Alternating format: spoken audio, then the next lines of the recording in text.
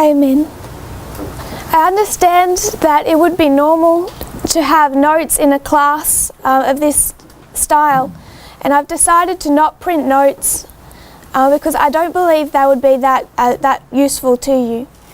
I'm happy to notify of my sources and I'm happy to send all my notes if people request them. But really, for some of this history, it's been a little bit like wading through knee-deep mud to try and find relevant points in those paragraphs. And I haven't wanted people to have to do that and get bogged down with details of other kings, other unrelated events, or the personal opinions of the authors. So if you want to look at A.T. Jones, he provides a very good framework for the life of Pyrrhus. There are details he misses where other sources have been necessary. But I've tried to be able to lay this line out as concisely, as simply as possible, without really adding unnecessary confusion. So I want to just do a bit of revision. I know that we covered a lot of history yesterday. So we will go over this line, just telling it like a story in a moment. One thing that I want to note is that, as we've seen from 273 BC and understanding that war, that this is a battle between the north and the south, the king of the north and the king of the south. Understanding that Pyrrhus, in that Pyrrhic war, played the role of the king of the south. His name, Pyrrhus, comes from the prefix pyro, and that's probably a word you'll recognise. Pyro meaning fire, high temperature, etc., used in the formation of compound words such as pyromaniac, pyrotechnics, pyrogen, etc., all relating to fire or temperature, heat. Pyrrhus particularly, though, his name means flame red, and it's referencing that colour, the red colour that you associate with fire or burning embers, so it's that colour of fire. Pyrrhus was born 4 years after the death of Alexander the Great in 323 BC into a very turbulent time in world history, those 22 years that span 4 Diadochi Wars. Those 4 Diadochi Wars are what broke down Alexander the Great's empire from dozens of generals down to the 4 ones that we know are the 4 horns of Daniel chapter 8. The line we've marked really is marking Pyrrhus's, not his birth, but his entrance onto the world scene, into the world politics of that time. So where he enters these global turbulent times is in 303 BC, and this is in the middle of the 4th Diadochi War. In the 3rd and the 4th Diadochi War, you have our 4 famous generals united against a common enemy, Antigonus, known as Antigonus Monothelmus, Antigonus the one-eyed, because he would wear an eye patch, he only had one eye. He was supported in battle by his son Demetrius, and Demetrius was in an alliance with Pyrrhus by marriage. So in 307 BC, Demetrius frees Athens from a dictator placed by Cassander. This broke the peace treaty that ended the 3rd Diadochi War and began the 4th. Pyrrhus and Demetrius go into an alliance in 303. In 301 BC, this alliance is useful when Pyrrhus backs Demetrius at the famous Battle of Ipsus. Cassander, Lysimachus and Seleucus, turning up just in time with approximately 400 war elephants that he'd brought from the east, fight against Antigonus, Demetrius and Pyrrhus. And our 3 allies are victorious in this battle. But for Demetrius, who is really the main character I'm wanting to pick up in this story other than Pyrrhus, for him it's not such great a loss, because with the death of his father, he ascends to the throne, he becomes king, he has his own navy, his own territory to fall back on, and within a fairly short space of time, he's built up an empire that rivals that of his father's. Pyrrhus in this battle undefeated but has to retreat when Antigonus is killed. We covered a little of this history in here that isn't really written down, the division of Macedonia. That occurred because of the death of Cassander, who left it to his eldest son who died. Then you had two younger brothers fighting for the kingdom. And out of that struggle, which both Pyrrhus and Demetrius got involved in, Pyrrhus fairly valiantly just took his piece of territory and placed one brother on the throne. Demetrius, though, as appears to be his character, just killed that brother and took the throne of Macedonia. So in this jumble of politics, they both take Macedonia and divide it between them. So you have a division of territory. This put a huge strain on their alliance. By 291 BC, this division has occurred. Pyrrhus' sister, who married Demetrius, has died. What I didn't mention yesterday is Pyrrhus' wife, Lanassa. She married Pyrrhus and brought with her some territory, particularly some islands located just off from Epirus in that marriage. And the story is told that she came from a background where polygamy wasn't accepted and Pyrrhus didn't. So she saw him as being unfaithful to her when he started marrying multiple wives. So in 291 BC, she picks up her territories, writes to Demetrius and says, "Why don't I marry you instead?" So she leaves her husband Pyrrhus for Demetrius, taking her territory with her. So that naturally doesn't really go over well between the two supposed allies. So in 291, Demetrius is besieging a city down here in Greece, and Pyrrhus starts to make trouble. He comes down here and invades Thessaly, which is also part of Demetrius' empire, him having built an empire that spanned this region. And what he's doing is cutting Demetrius off in Greece from his holdings in Macedonia. He's quickly expelled. I don't believe they ever fight a battle, but when Demetrius comes up to face him, Pyrrhus runs back to Epirus. Demetrius responds to that Pyrrhus kind of started it. Demetrius responds by finishing his siege, which he was victorious in, as always, and marching up through Thessaly, through into Epirus, and just sending his army right up to ravage the territory, which he does very successfully. Again, there is no battle. Pyrrhus misses him somehow, ends up in Thessaly. He does one-on-one combat with the general of Demetrius, and he does in that fight, he is victorious. So this was kind of their first battle. After this, they entered into a peace treaty. Demetrius undertook this huge military build-up that they said was more than what, even in conservative estimates, was a greater military build-up than Alexander the Great had built to try and take over the East. So it's a huge enterprise he's undertaking here. And this concerns the three remaining allies who are still alive: Lysimachus, Seleucus, and Ptolemy. They have years' worth of memories of trying to take down Demetrius' father, and now that he is about as strong as his father and building up this huge army and machines of war, they know that he's going to threaten them very soon. So they go into an alliance with Pyrrhus. Pyrrhus joins them.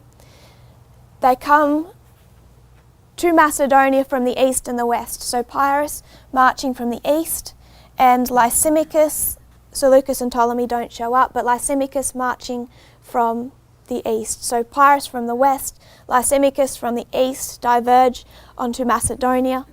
Demetrius' army abandon him and join either Lysimachus or Pyrrhus. Most of them appear to have joined Pyrrhus. So what you have now is Macedonia divided between east and west, between Lysimachus and between Pyrrhus, Demetrius here being defeated. This sparked a cold war where Lysimachus was not happy just having that eastern portion. Through sanctions, through subterfuge, he turns Pyrrhus's own territories against him, and Pyrrhus loses all but his nation of Epirus that we have marked. Also, at this waymark, we have a change in scene. So, while all of this is going on in Macedonia, over in Italy, Thurii has changed its alliance, really. So, Thurii, located on the western side of the Gulf of Taranto, decide to align with Rome, and this was the trouble most of these Greek city-states faced. Is in each city-state there was two factions vying for power. This was the democrats versus the aristocrats. The aristocrats, mainly being driven by wealth, knew that an alliance with Rome would be more beneficial to that. The democrats, more patriotic and being Greeks themselves, wanted to maintain their alliance with Tarentum. Really, it depends which dictator you want and whose sphere of influence you want to come under, whether you would choose Tarentum or Rome. Thurii appealed to Rome twice, 285 and again, I think it was in 283. That second time, Rome sent down a navy and troops, stationed a garrison in Thurii, and this broke an old treaty that they had with Tarentum, and it was the last straw for Tarentum. They attacked that navy of 10 ships, sunk 4, captured 1. They then invaded Thurii and expelled the garrison, and this sparked a declaration of war from Rome. They aren't strong enough to wage war themselves against a nation, the nation that Rome had become over the last few years. So they send ambassadors to Epirus and ask Pyrrhus to fight this war on their behalf. Pyrrhus agrees and arrives in Tarentum in 280. Here he marches into the city, stations his own army and starts to prepare for war.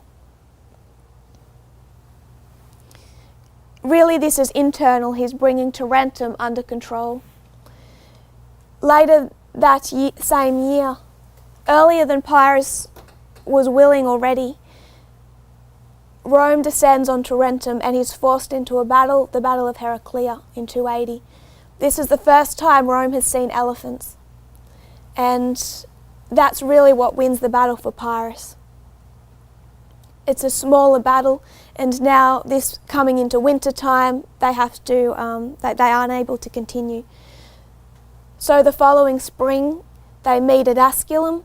They fight a second 2-day battle, twice the size. Rome has now they've prepared 300 anti-elephant carts. That doesn't help their situation, and Pyrrhus wins once again, both time winning but at a great loss to himself, because Rome is just so easily able to replenish their army, having much more resources. Pyrrhus cannot. He goes into a very shaky armistice with Rome and sails down to Sicily, there wanting to rebuild, essentially. He turns himself into a dictator. He desecrates a temple, but it is of no use to him. And Sicily very soon turns against him, and while they asked him to come to free them from Carthage, now they go to Carthage and ask Carthage to free them from Pyrrhus. Carthage was a better master than Pyrrhus had been. Rome again is descending on the south, so Pyrrhus sails back to Italy and meets them in the Battle of Beneventum. Here he loses, and he loses to his own elephants. Again, elephants decide the battle. when they turn and charge on his own troops. Pyrrhus loses, heads back to Tarentum, jumps on a ship and flees back to his country of Epirus. We looked at the name Beneventum, what it meant as the Italian Salem. 273 BC, Egypt sends ambassadors to Rome. Egypt has had a lot of contact with Pyrrhus over the years. Pyrrhus's first wife was Ptolemy's stepdaughter. So they've been following this battle, and really it's these three battles, this war with Rome, that makes them take notice of Rome. So they send ambassadors in 273. In 272, Rome sends ambassadors back to Egypt, led by Fabius Maximus Gergus, the Maximum Flood.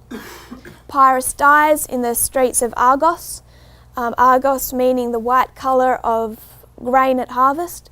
He is 46 years old, and Tarentum finally surrenders. They've been under siege since 275, a 3-year siege.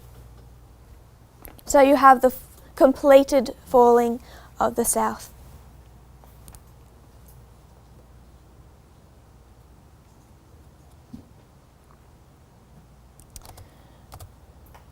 So we understand from Daniel chapter 2 and that statue, and when Daniel says to Nebuchadnezzar, "Thou art this head of gold," we understand that a kingdom and a king can be used interchangeably. So I've suggested that Pyrrhus is the king of the south. I would suggest that Tarentum represents the king of the south, and depending which line of history we see a change in this history, Epirus also represents the king of the south. So I want to pause our journey through history and have a little look at Epirus and the history of that country.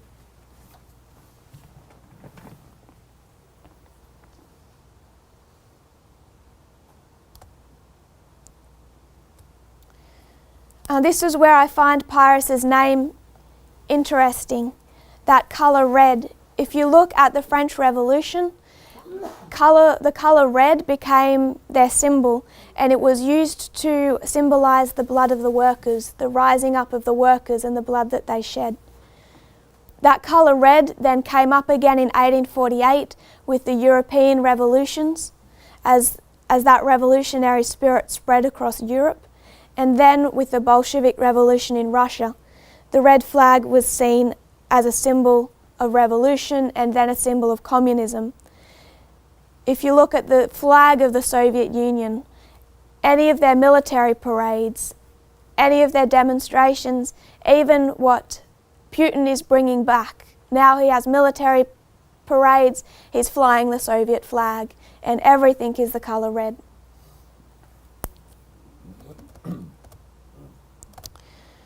So if you follow back into the history of Epirus, much like the history of Rome, it descends into the mythological, where they believed they had descended from gods. The first known king that enters that history, the first king that history records, is Admetus in around 500 BC.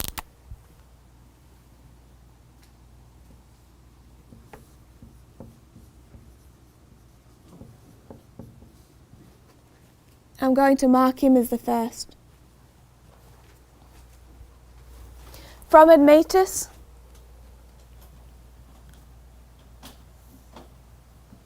Pyrrhus is the 10th.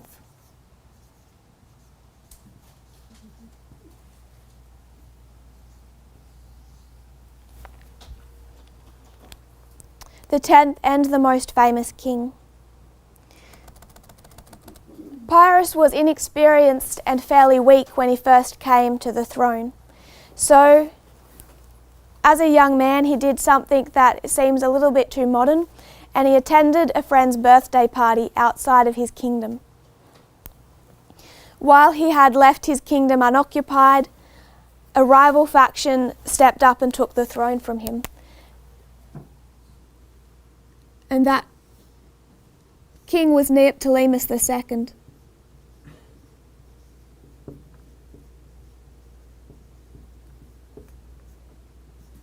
What Pyrrhus then did is using his, really he used his alliance with Ptolemy to come back into Epirus with a certain amount of strength, and he forced Neoptolemus into a co-rulership.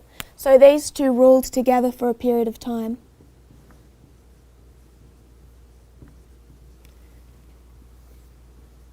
And they co-rule. Alleging that Neoptolemus was plotting against him, Pyrrhus used that as an excuse to have him killed.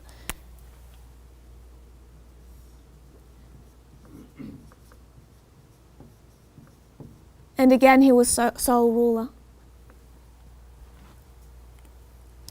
After Pyrrhus died in 272 BC, there are 7 kings after him. I just want to mark the number 7. And after those 7, Epirus was ruled by what is known as the Epirot League, a league of nations.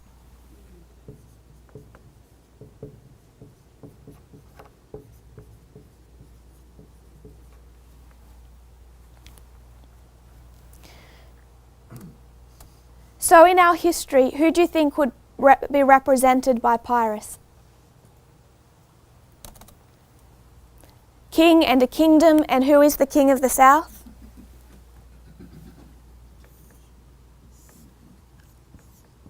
Vladimir Putin. Who is Putin the 10th from, counting back through the leaders of Russia?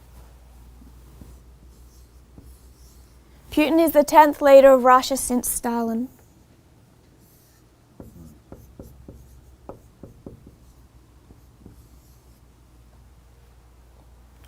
Putin, though, came to the presidency young, fairly inexperienced, without a long, solid background in politics. He'd only been involved in the politics in Moscow for about 3 or 4 years. So he steps into the presidency not by election, but by Boris Yeltsin's resignation in 1999, end of 1999. In the year 2000, he runs for election and wins. 2004, his first term ends. He runs for election again. He runs a second term. 2008 is the end of his second term, and that is the maximum he's allowed to rule for under the Russian constitution. They're only allowed to run for 2 consecutive terms, the key being consecutive. He can run for a third term, but not consecutively. So he knows 2008 is the end. So what does he do in 2008? He makes a very, very clever move. He names his preferred successor as Dmitry Medvedev on the 10th of December 2007. This took the West by surprise, as they thought Medvedev too modern, too pro-Western to earn Putin's endorsement. They were expecting him to choose someone from his old ranks in the KGB. But Medvedev was successfully elected on the promise that he would make Putin his prime minister. I find the poster for his election absolutely fascinating. You have a photo of Putin and Medvedev standing side by side, and it reads, "Together we win." This was a co-rulership, not even hidden.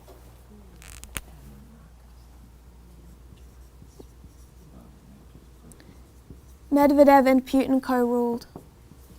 And if you want to get into body language with that photo, there's 2 men standing side by side, and who's in front? Putin. And who's talking? Putin. Medvedev is sitting in the background smiling, taking it all in. Medvedev isn't even in the front. Medvedev is faithful, probably because the other options aren't very congenial. And he does not run for a second term. He just runs for the 1 term, which is all Putin needs him to do. In 2011, Putin announces that he's running for a 3rd term, and he steps back in as president.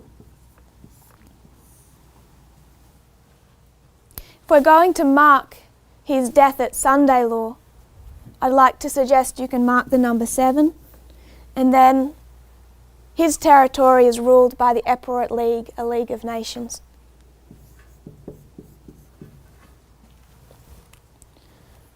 So I hope we can see that Pyrrhus can represent Putin. I want to make that, try and lock that down a little more for us if we can, and go back into the history of his father. So I'll just mark down some kings. We have his father, Aeacides.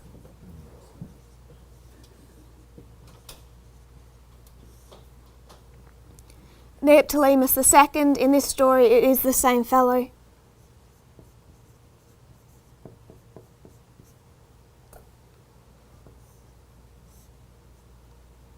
Aeacides again.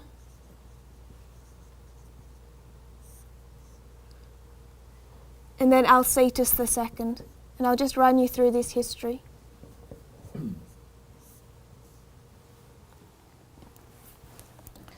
So Aeacides involved his people in a war they did not want to be in, and that war was the second of those Diadochi wars.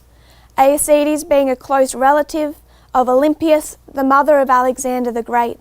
As Queen Mother, she became heavily involved in those first two Diadochi wars, where her daughter-in-law, her grandchildren, was still alive and pretty much being passed around by the generals as the inheritors of Alexander the Great's kingdom. So she became heavily involved in those wars. Aeacides, her being a princess of Epirus, Aeacides then came to her aid and involved himself in the Second Diadochi War. His people were tired of fighting. They didn't see the need of leaving their families and their crops to march and get involved in these squabbling generals.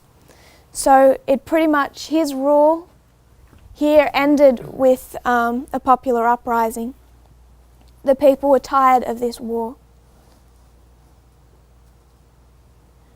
So he flees, and Neoptolemus II, a rival family for the throne in Epirus, becomes king for a short period of time.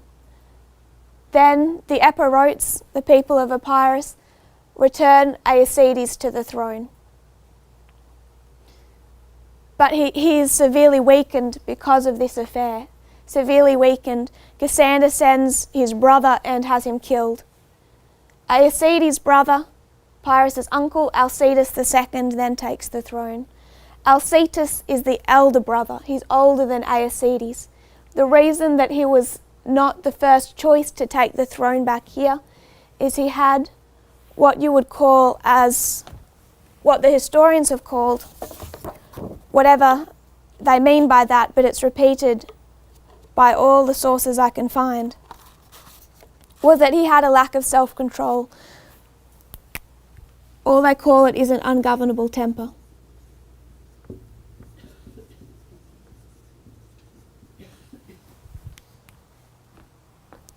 So Aeacides is removed in a coup.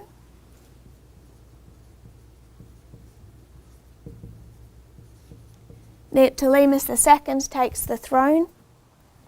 The rival, Aeacides, comes back but weakened.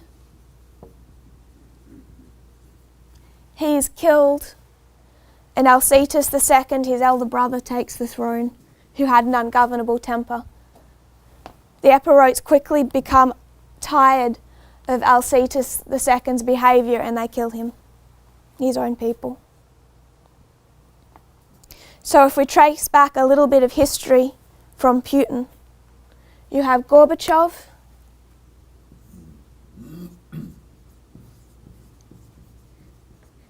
in 1991 you have the Gang of Eight, led by Yanayev. They remove Gorbachev in a coup.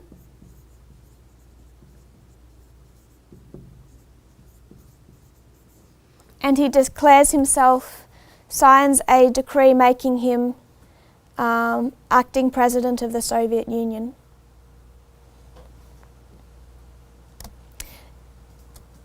It's very short, it doesn't last long. That coup ends, it's unsuccessful, and Gorbachev is able to come back but he is severely weakened by this, also in the eyes of the West. Encyclopedia Britannica says, Gorbachev resumed his duties as Soviet president, but his position had by now been irretrievably weakened. Entering into an unavoidable alliance with Yeltsin, Gorbachev quit the Communist Party, disbanded its Central Committee and supported measures to strip the party of its control over the KGB and the armed forces. Events outpaced him, however, and the Russian government under Yeltsin readily assumed the functions of the collapsing Soviet government, as the various republics agreed to form a new Commonwealth under Yeltsin's leadership. On December 25 of 1991, Gorbachev resigned the presidency of the Soviet Union, which ceased to exist that same day. I want us to note that when Gorbachev steps down, the Soviet Union ceases to exist. They lowered the Soviet flag and raised the flag of the Russian Federation. And who steps up next? Boris Yeltsin.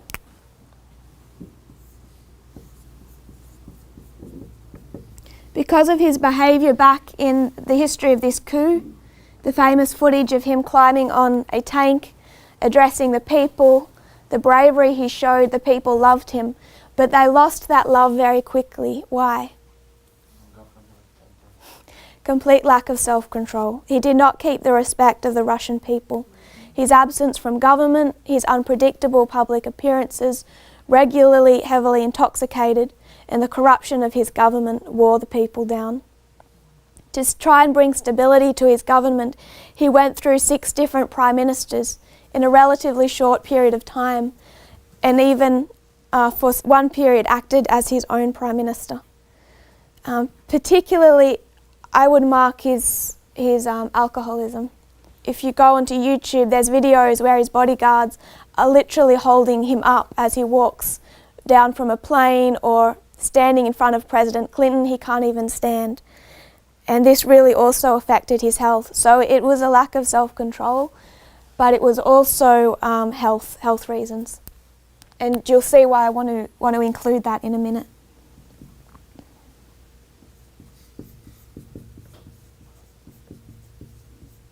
And this is why Putin takes the presidency relatively young and inexperienced.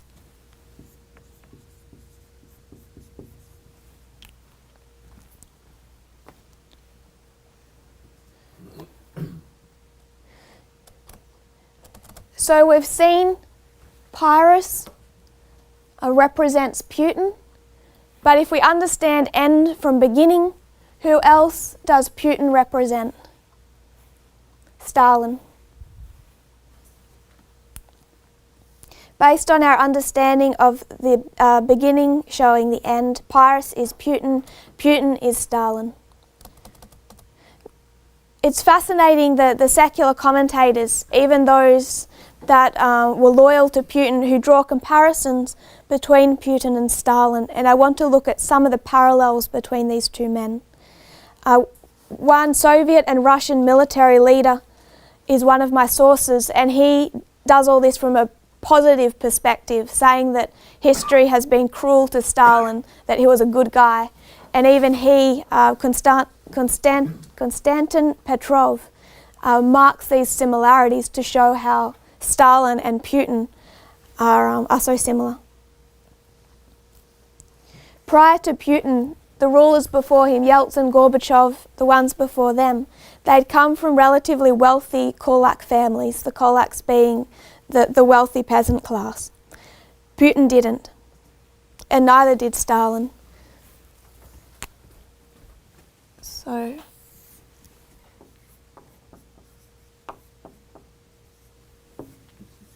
Stalin was raised in extreme poverty.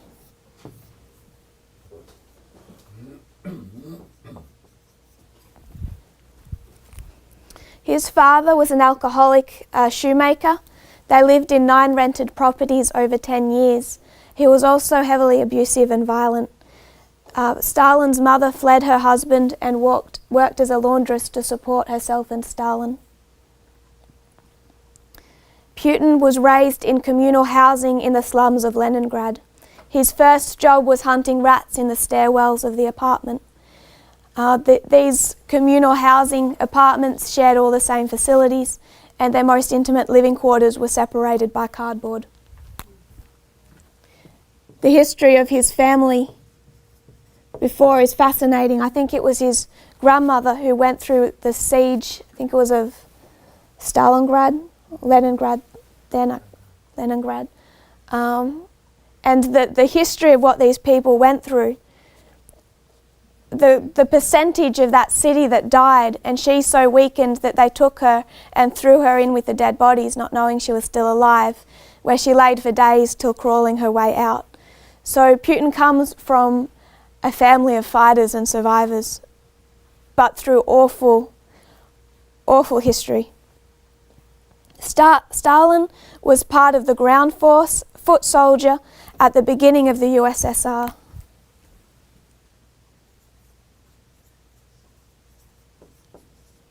He undertook paramilitary campaigns, he robbed banks to fund the Bolshevik Revolution. He was really just a foot soldier. Putin, foot soldier, part of the ground force at the end of the USSR, as a member of the KGB.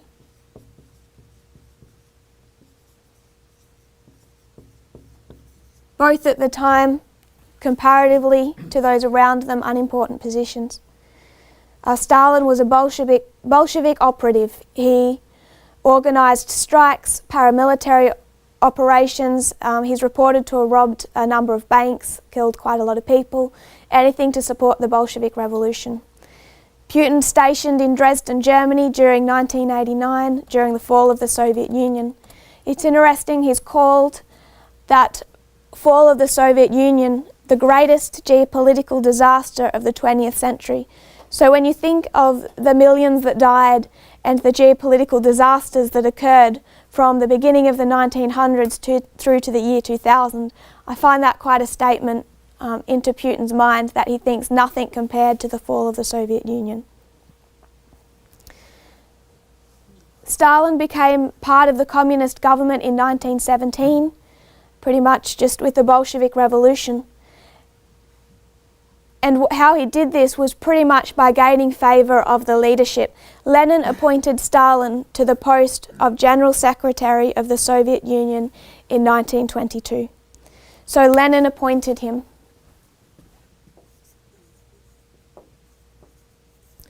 This is not an important sounding position, General Secretary. But this is the only position Stalin ever held. He never graduated beyond General Secretary.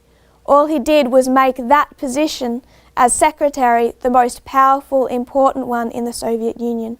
So you can argue that Lenin placed him in power by giving him this position. By 1929, about 7 years later, he'd defeated every last rival and either killed them or banished them. Putin, almost identical, entered local politics in 1991, moved to Moscow in 1996 to enter state politics. 3 years later, in 1999, Boris Yeltsin appoints him first Prime Minister, then at his resignation, appoints him as President. So Yeltsin appointed.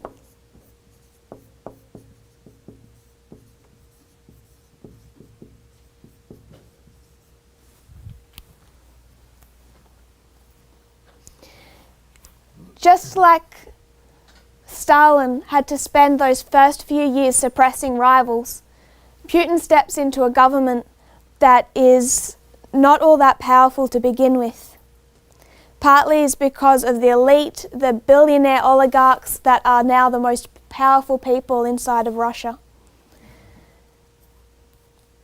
He quickly, during the early year 2000, as he's running for that first election, he very quickly makes a deal with the oligarchs and works on bringing them under control, something that now he has done completely successfully. If you hear that a Russian oligarch is doing something that is business or personal or political, you know that Putin is behind it.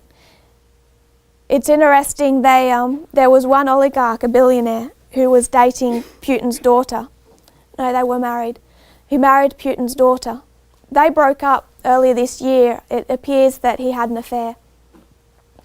Suddenly, out of nowhere, his wealth halved. Absolutely halved. No one knows why. Everyone knows that his wealth his stocks, everything cut by half. You don't cross Putin. They're saying it's lucky he's just alive. They have a similar method, and this is particularly what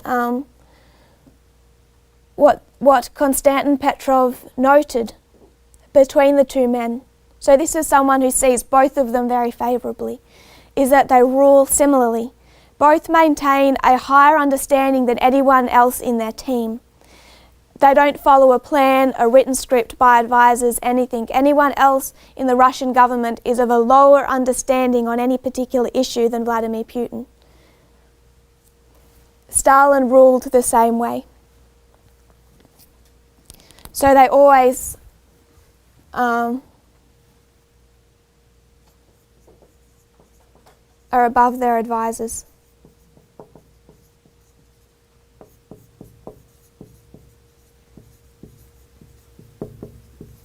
And it's one thing that makes him very unpredictable. The other thing noted by Konstantin Petrov is both are bound by what is formed in the life of the society. And this is something that I find particularly interesting in the argument about whether or not Russia is still communist. Both are bound by what is formed in the life of the society. So Stalin, it's argued that he was not faithful to Lenin or Marxist theology, but to be a dictator, that is what he had to use to maintain control of the people, to imply that all he was doing was following the path set out by Lenin. To stay in power, Putin must follow what is formed in the life of this society. Now it is the appearance of democracy and loyalty to particularly the Orthodox Church and institutions. So he must appear to run as president, whether or not that means anything or not. He must appear to have an Orthodox spiritual life, whether or not he does. They are bound by what is formed in the life of the society. There are conspiracy theories which I try to avoid about Putin's early life, and some of them are a little bit plausible about how he grew up, whether or not he was adopted. I just want to note that if that conspiracy theory is true, that he was adopted, his early life is almost identical to Stalin's. Both where they grew up, their parentage, all of those things take not a completely identical, but the parallels become a whole lot closer.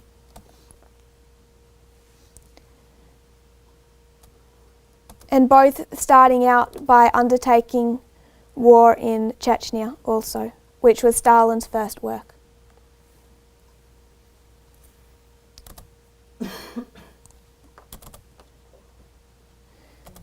So if we can note particularly that Pyrrhus is Putin and Putin is Stalin, who is Pyrrhus also?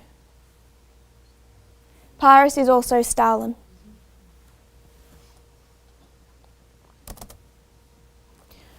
What I want to do then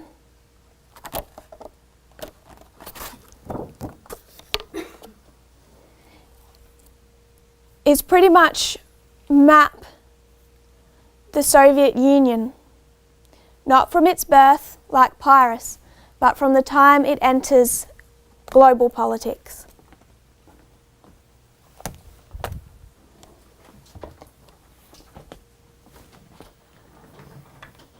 Where it enters the world stage. So Stalin spent the first years of his rule consolidating power. And this was a long process, as the only position he was ever given was that of General Secretary. It was an interesting interview earlier this year where Putin justified Stalin's policies and said that those policies were necessary because of the external threats that Stalin had been facing, that the Soviet Union faced in this time.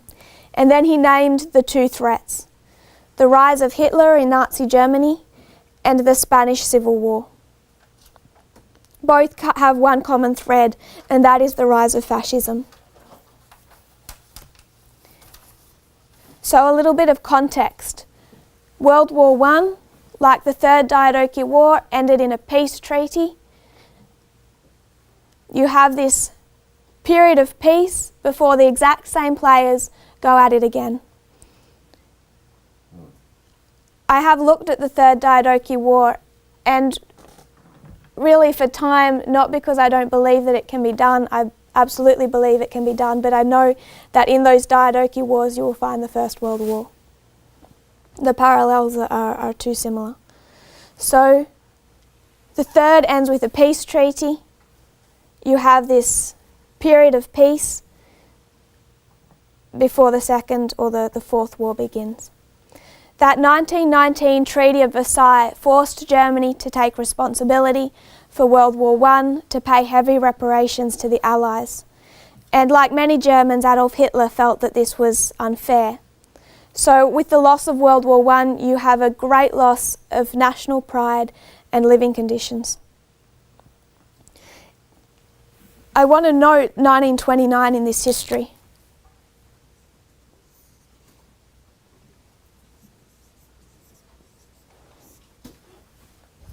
(1929) is a real turning point. In 1928, Hitler came in ninth with 2.6% of the vote and only 14 of 491 seats in the Reichstag. 1929 comes, and with it comes the Great Depression. Germany, in the years previously, had been having trouble making their reparation payments to France and Britain that they'd agreed under the Treaty of Versailles. And to remedy this, under the Dawes Plan, America loaned Germany a huge amount of money. But when the stock market crashed in 1929, America wanted their loans repaid. This put a huge strain on what was left of the German economy. This final hit, after a 10-year loss of prosperity and national pride, was exactly what the Nazi propaganda machine needed. So if you note Hitler's rise in just a couple of years, in 1928 he comes in ninth with 2.6% of the vote, 14 of 491 seats of the Reichstag. The next year he comes in second. He goes from ninth to second, not 14 seats but 107 seats and 18.25% of the vote. 1932, a couple of years later, he comes in as winner with 230 seats, 37.27% of the vote, and January of the next year he is appointed Chancellor. 27th of February, the Reichstag fire occurs, and he uses that as an excuse to nullify civil liberties and pretty much place himself as dictator. So his meteoric rise comes in 1929 with the Great Depression. And it's really that economic situation that they were able to use. 1929, Stalin defeats his last opponent and achieves absolute power. It's also his 50th birthday. The press began to virtually deify him, and that's when he really starts building this cult of personality. 1929 is the Lateran Treaty. In exchange for this treaty with the Vatican agreed to disband the Catholic Centre Party in Italy. So also in 1929, the last Democratic Party opposing Mussolini voluntarily disbands. So you can place Mussolini, Hitler and Stalin all in 1929.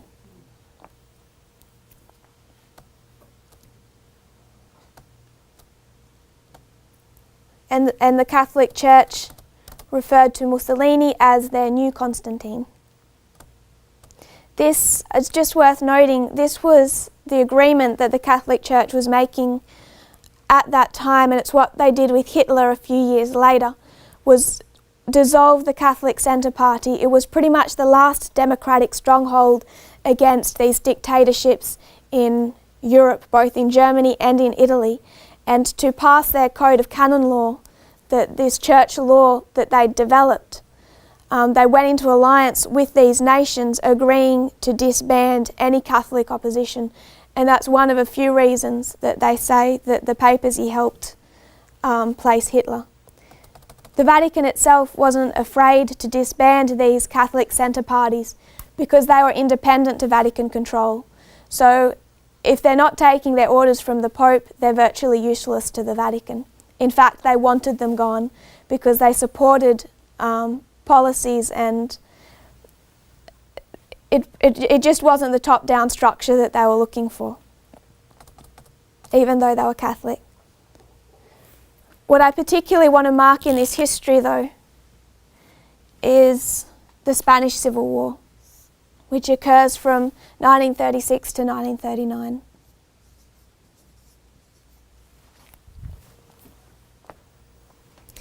In the early 1930s, Joseph Stalin was deeply concerned about the spread of fascism in Europe. So to counteract the growing power of Hitler and Mussolini, he encouraged the formation of left-wing governments.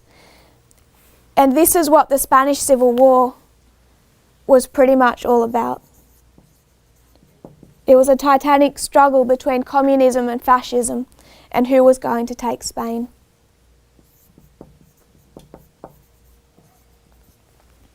This was when, on the back of a government change, one president was ousted and a left-wing, communist-leaning president was placed in May of 1936. And soon afterwards, Spanish army officers began plotting to overthrow the government, those Spanish army officers soon being led by General Franco. So this Spanish Civil War breaks out in July of 1936, 17th of July 1936. France quickly called on all the countries of Europe not to intervene in this Spanish Civil War. In September of 1936, France drew up a non-intervention agreement which was signed, agreed to by 27 countries, including Germany, Italy, and the Soviet Union. None of them held to that non-intervention agreement. Mussolini begins to give aid to General Franco and his nationalist forces, and during the first 3 months of that non-intervention agreement sent 90 Italian aircraft, refitted the cruiser Canaris, which was their largest ship. And on the 28th of November, the Italian government signed a secret treaty with the Spanish nationalists. So Mussolini takes the side of the generals, General Franco, who was fascist-leaning. Adolf Hitler also continued to give aid to Franco, but he disguised this by sending men, planes, tanks, and ammunition all through Portugal and into Spain. Joseph Stalin now became concerned that Franco would defeat the Republican government, and he took the view that another fascist state in Europe would pose a threat. So Stalin becomes involved, and this descended into a proxy war.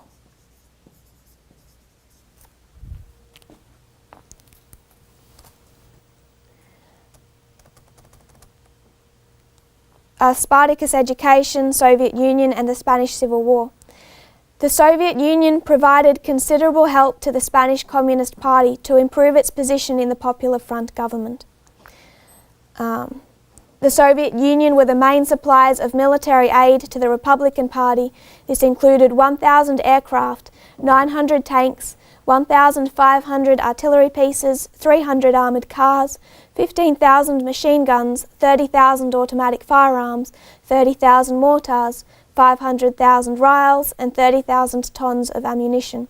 The Soviets expected the Republicans to pay for these military supplies in gold. On the outbreak of the war, Spain had the world's fourth largest reserves of gold. During the war, approximately $500 million worth, or 2/3 of Spain's gold reserves, were shipped to the Soviet Union in that 3-year period.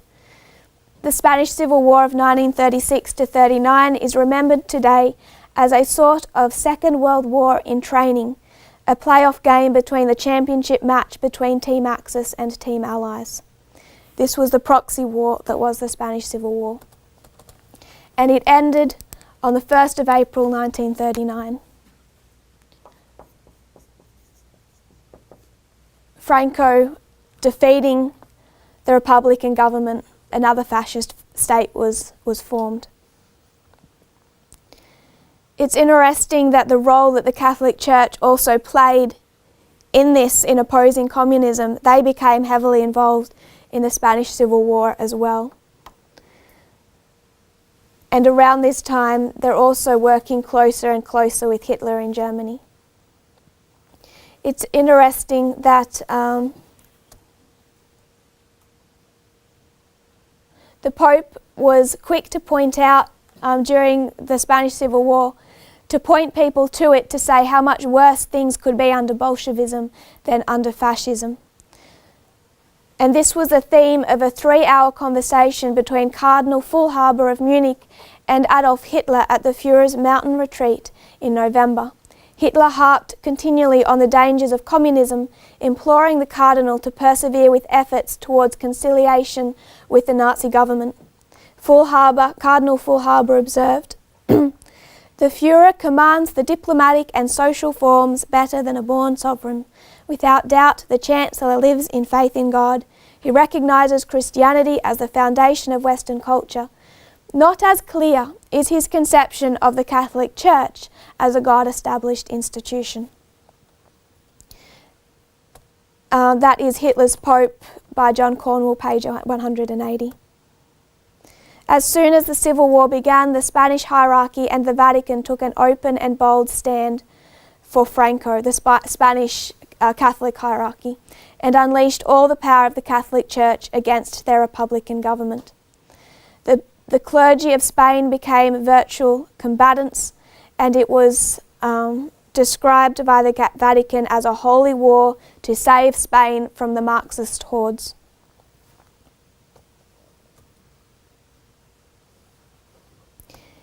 So Hitler, Mussolini, Franco and the Vatican were on the same side in the Spanish Civil War.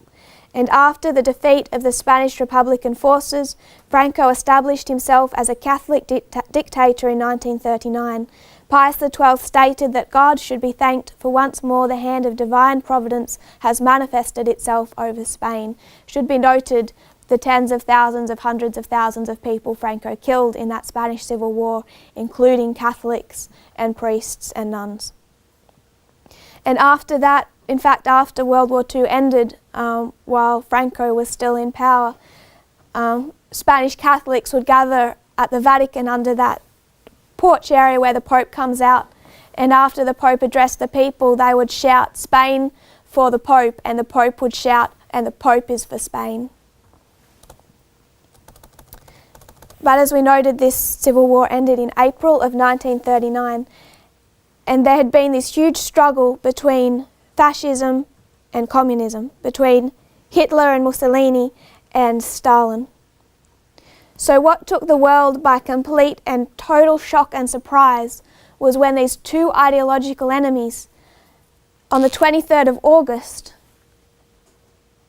4 months later, signed the Molotov-Ribbentrop Pact.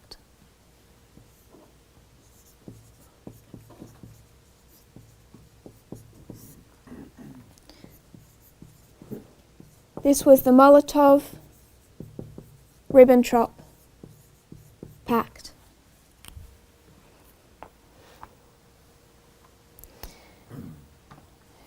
Towards this time in 1939, but just before this, Germany had annexed Austria and a border area of Czechoslovakia, and Britain and France had up till then tolerated his aggression.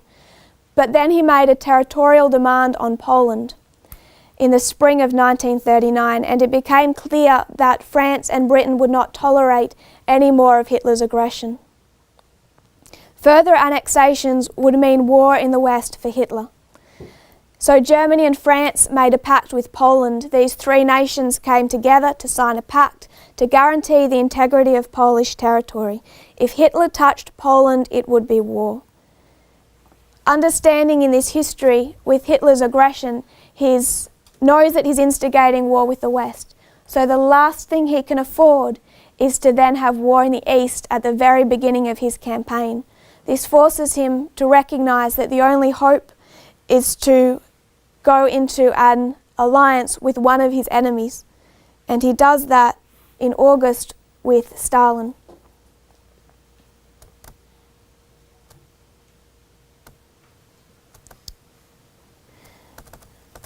So Hitler knows he's facing war on the West and he cannot fight a two-front war just yet.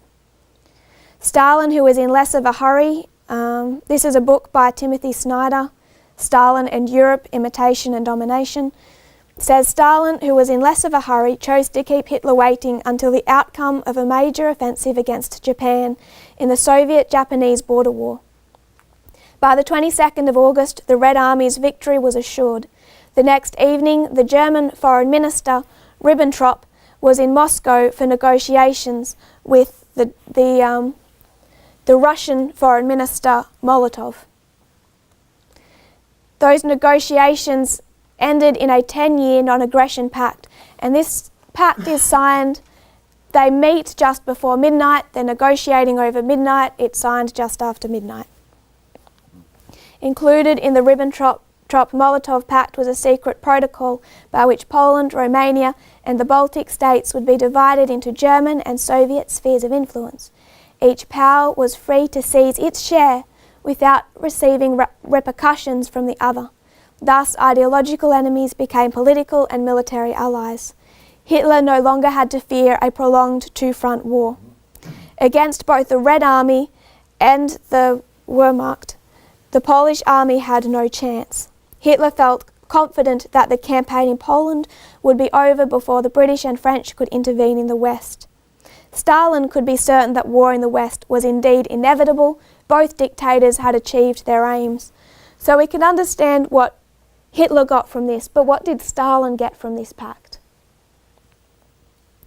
What Stalin got was by supporting Hitler, he's driving him into a war with the West. He's actually weakening his enemy by going into an alliance with him. That is why Stalin made every effort to prolong that war as long as he could. So the two forces of socialism and Soviet Bolshevism were now aligned, having only just fought against each other de facto, aiding opposing sides in the Spanish Civil War. As a Russian revolutionary writer and exile, Victor Sergei would assert, the midnight of the century had arrived. 9 days later, Nazi Germany invaded Poland. So there were two parts to this pact. One was a 10-year non-aggression treaty.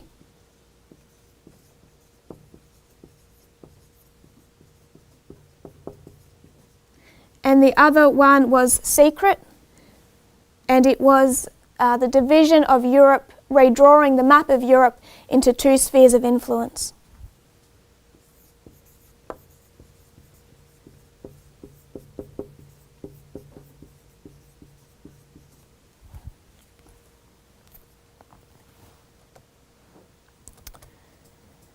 This is an interesting article in the Los Angeles Times. This is August 19 of 1989. See, until 1989, the Soviet Union was never willing to admit that this pact existed, even in the face of overwhelming evidence. And one of the reasons they always denied it was to admit that this pact existed would to admit that their claims over Eastern Europe, over those Soviet satellite states, had their basis in a pact with Hitler. And they never wanted to admit to that. The Los Angeles Times, August 19 of 1989. Reversing decades of Kremlin denials, a senior Politburo member, Friday, conceded for the first time that Nazi Germany and the Soviet Union under dictator Joseph Stalin signed a secret pact on the eve of World War II that cleared the way for the Soviet annexation of the Baltic states. But Alexander Yakovlev, while arguing that the secret protocol to the 1939 non-aggression accord should be unequivocally condemned, denied that it had any legal impact on the Baltic states' current status as members of the Soviet Federation. Although he dismissed the nationalistic claims of the Baltic states, Yakovlev nevertheless broke new ground when he conceded to Pravda, quote, "There was, without doubt, a collusion between the Soviet Union and Nazi Germany."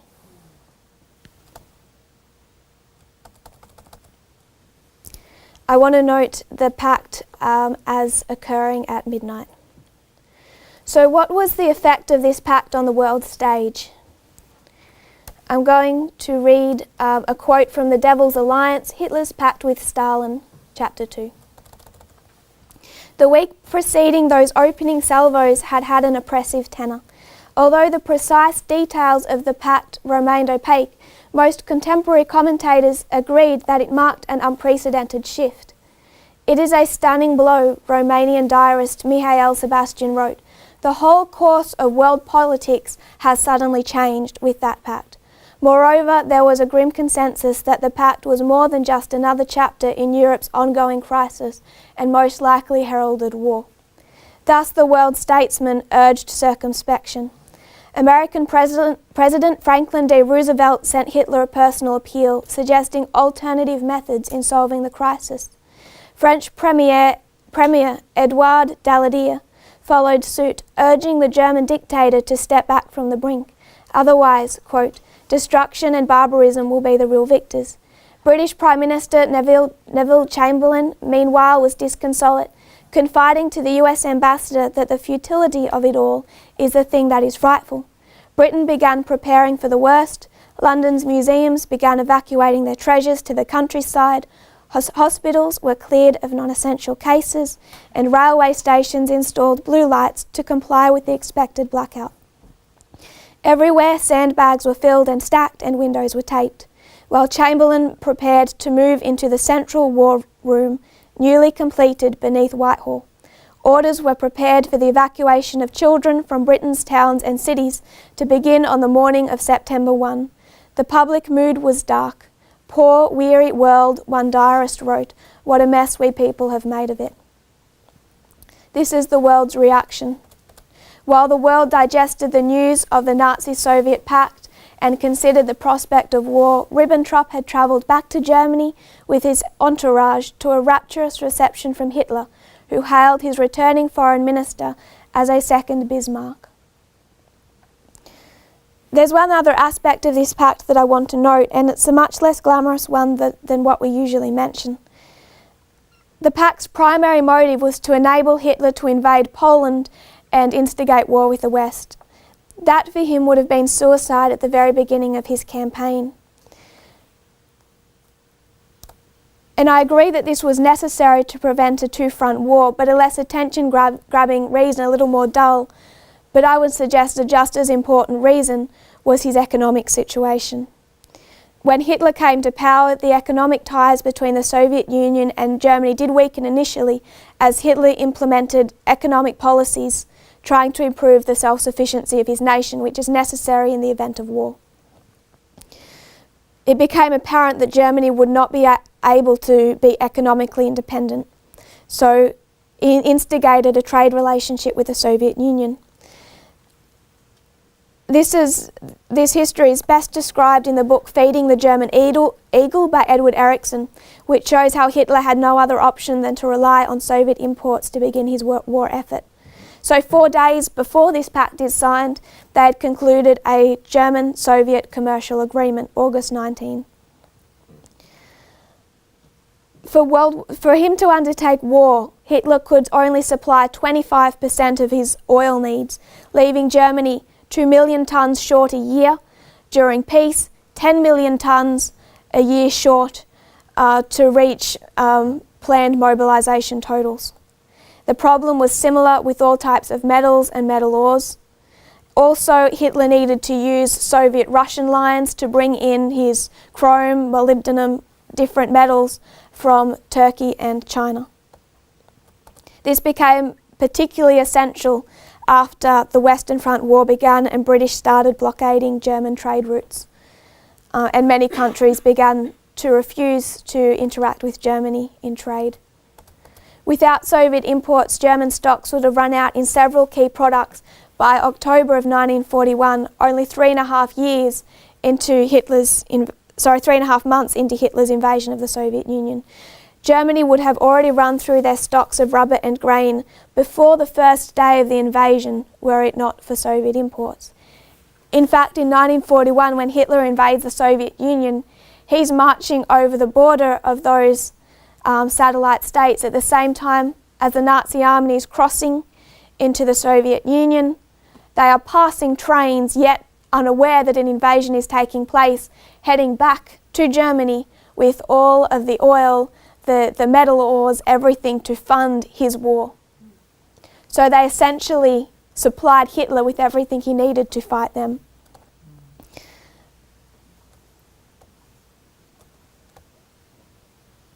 In exchange for all of these, it was pretty much German technology, the building plans for the Bismarck, the ship the Bismarck. All of these kind of German inventions were to be handed over to the Soviet Union, pretty much like infrastructure, new types of aircraft.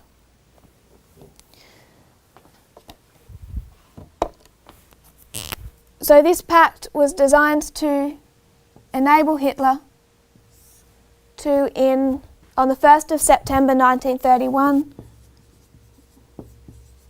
invade Poland. And he's taking on a threefold power at this stage. The Allies were France, Britain, and Poland. 3 allies versus Germany, who is backed by Russia.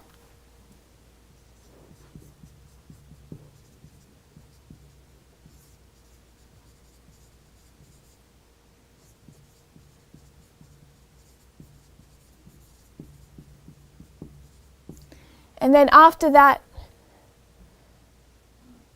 you have this division of territory of Eastern Europe. They've redrawn the map of Europe and they divide it into 2 spheres of influence.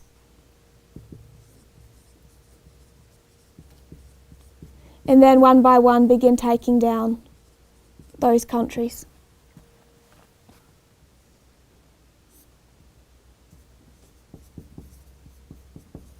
Their relationship is strained by that division as smaller points of what part of what countries, what railroads they're allowed to use. It causes a certain amount of tension. And also noting that the main reason that Stalin is supporting this war effort to begin with is that he wants to weaken Hitler so much so that when the West is weakened, when Hitler is weakened by war, he'll be strong enough to just step in and take all of it. So in August of 1940, it began to look like this war was winding down, and Stalin gets worried that with Hitler taking France so easily, if Hitler's just going to win this war, that he's actually strengthened his enemy, not weakened him. So he starts to back out. Also, Germany has fallen way behind on paying for the supplies that they were buying from the Soviet Union. Hitler was stalling on sending the building plans for the Bismarck and all those different aspects of German infrastructure because he knew that he would eventually end up fighting Stalin, and the less he had to pay before that date, the happier he was. So August of 1940, Stalin suspends all exports to Germany.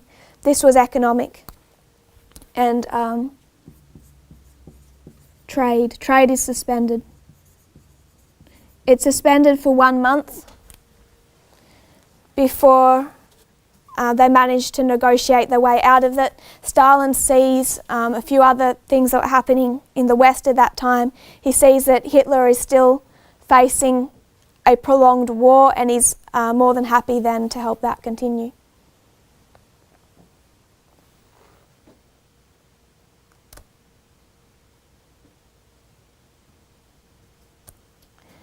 Around this time, just tying back to our study of Fatima, we understood the 25 years from 1773 to 1798.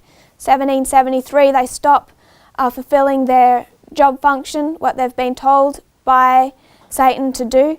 1798, they're scattered. 1916, they're gathered. 25 years after that, they begin to fulfill their job function. That is 1941 with the invasion of the Soviet Union.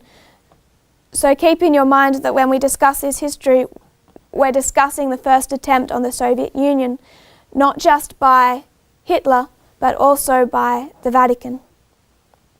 And around this time, when war with the Soviet Union began to look more and more likely, what Pope Pius XII did was begin an international promotional campaign for Fatima. And he spread Eastern Europe with those papers. Books and pamphlets written on the experience of the Portuguese children at Fatima, advertised as historic fact, may count in part for the foreign legions from Spain, Portugal, France and Belgium, which fought side by side with the Nazis when they invaded Russia in 1941. The superstitious Catholic masses rallied in medieval fashion to the anti-communist banner. That is the Article of the Vatican Towards Communism by Levi Morris Terrell. From the election of Roosevelt in 1936, the Vatican also attempted to establish diplomatic relations with the United States. I'd like to suggest what you have here is a Vatican trying to pick a beast. The US is looking less and less likely. The reason for this, Cardinal Gasperi arrived in New York to kind of fish out the US's approach, and he spent 3 days with Archbishop Spellman. What they were trying to see was if they could open a diplomatic relationship with the United States. Hitler had started off good in the early 1930s, 1933, signing this pact with the Vatican, but coming up to this history, the beast has started bucking. It's not a very good beast. In fact, when around that history, 1939, 1938, he in one of his speeches, he said that every time the Vatican tried to push itself into the political sphere, he was going to push it right back into its appropriate sphere, which was purely church, not state. He was refusing to allow the church to dictate to the state. And when he invaded the Soviet Union, the Vatican approached him with a plan by which they were hoping to follow his invasion with a second invasion of priests and lead to a mass Catholic conversion of Eastern Europe. Hitler's response was the day that he allowed the Catholic Church to undertake this enterprise in Eastern Europe would be the day that he allowed every single religion to do the exact same thing so that they could, quote, beat each other to death with their crucifixes. So his attitude toward the Vatican increasingly over this period, as he no longer found a need for them, was increasingly hostile. So there is kind of this area where they're also fishing out how the United States is looking. Problem, September 3 of 1939, the date that Britain and France declare war on Germany. President Roosevelt wrote to Pope Pius XII and he said, "I believe that the survival of Russia, communism, is less dangerous to religion, to the church as such, and to humanity in general than would be the survival of the German form of dictatorship." And this is where they split. This is where they disagree, and the Vatican and the US in this history cannot align, because to Roosevelt and the United States it's Hitler that needs taking down, whereas for the Catholic Church it is communism and Soviet Russia.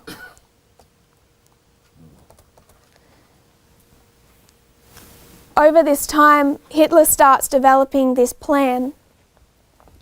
Really what he had wanted from the very beginning, from when he wrote his autobiography Mein Kampf, was that he saw that the East as the region where the Germans would find living space, and pretty much set up this new society.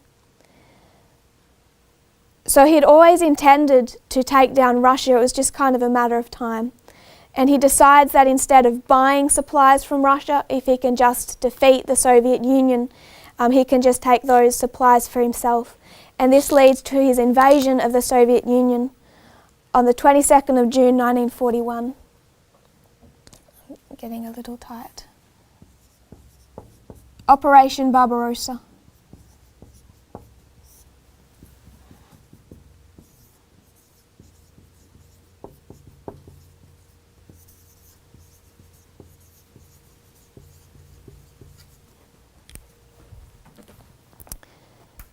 you have the beginning of war in the west and then the beginning of war in the east. 1941 to 1945. You can also mark in this period the Holocaust. I know that it began previously, but in a truly awful history, with now war on two fronts, Hitler is no longer interested in just concentration camps and having to staff these places. And what he brings into use in 1941, invented and used, was the gas chambers. Now it's just wholesale massacring.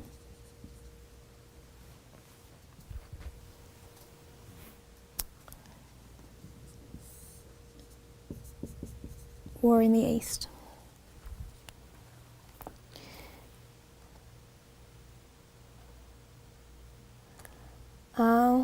And you just have the wholesale slaughter of tens of thousands of hundreds, millions of people between the Soviet Union and Russia. It's not a history that was easy reading. So Adolf Hitler in Mein Kampf had spoke of the necessity for living space, particularly in Eastern Europe and particularly Russia. He envisaged setting Germans there, building up this master race while exterminating or deporting most of the existing inhabitants to Siberia and using the remainder as slave labour. As early as 1917, he had referred to the Russians as inferior, believing that the Bolshevik Revolution had put the Jews in power over the mass of Slavs, who were, in Hitler's opinion, incapable of ruling themselves, but instead being ruled by Jewish masters. His army officers told their troops to target people who were described as Jewish Bolshevik subhumans, the Mongol hordes, the Asiatic flood, the Red Beast. What Hitler never did was separate the Jews from communism, and this is where also the ideology of the Vatican also aligned with Hitler. They were writing during the school years of Pope Pius XII. He had Catholic education, and then as he was training for the priesthood, around that time, papal endorsed Vatican authors were putting out in their Vatican newsletters blaming the Jews for the French Revolution.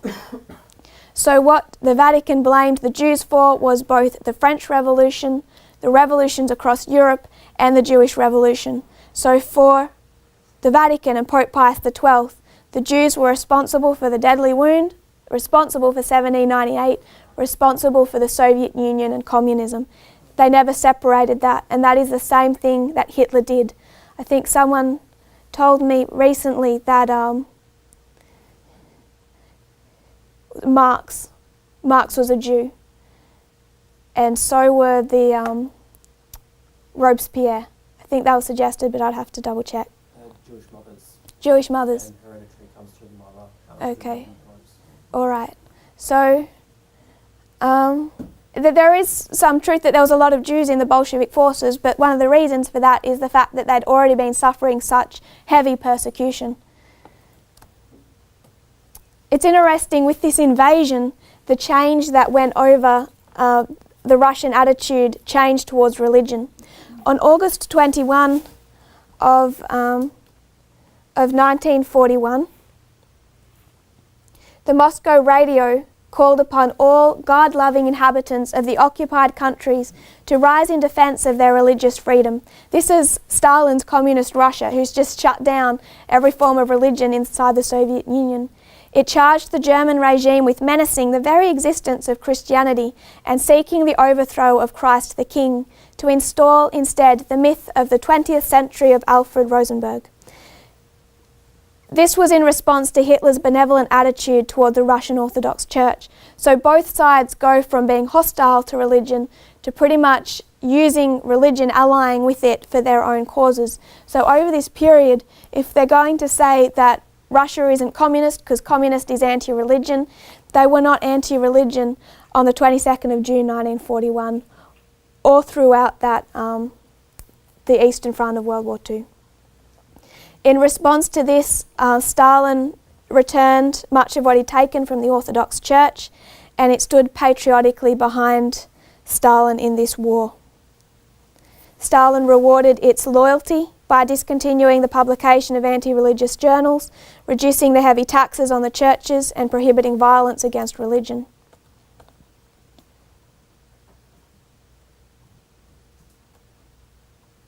German bishops in 1942 declared a victory over Bolshevism would be equivalent to the triumph of the teaching of Jesus over that of the infidels. So very much through that history still supporting Nazi Germany. And in 1945, Russia joins the Allies, the Soviet Union joins the Allied forces. Germany is defeated, and Europe is divided into East and West, marking the beginning of a Cold War. And we'll go into that history tomorrow morning. I think we're out of time.